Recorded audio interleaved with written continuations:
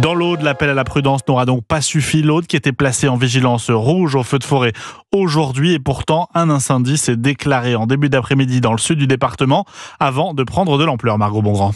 Oui, le feu a déjà parcouru 600 hectares aux abords de la commune de Sigean. Des habitations sont menacées. L'incendie n'est pas encore fixé, explique le colonel Christophe Mani du SDIS de l'Aude. On est sur un feu qui à cette heure n'est toujours pas fixé, donc un feu virulent, aux abords d'une zone d'activité, à moins de 100 mètres aussi des habitations. Donc là, on fait effort à protéger les populations. On a évacué 2 campings. On a aussi quelques habitations à proximité de ces mêmes campings qui ont été également évacuées et accueillies dans les gymnases. Mais on est dans des zones boisées avec un vent important et un plateau. On est sur des zones particulièrement ventées. Près de 650 pompiers sont mobilisés avec l'appui au sol de 150 engins ainsi que des moyens aériens comme des hélicoptères, des Dash et des Canadair. On sait qu'on aura du vent jusqu'à minuit à 50-60 km/h. La sécheresse aidant et les températures à 30 degrés en fin d'après-midi, on avait des conditions là difficiles. Mais on a des actions aussi là pour tenter de stopper le feu avant qu'il arrive sur les communes de Port-la-Nouvelle et La Palme. Pour l'heure, l'origine de l'incendie n'est pas encore connue.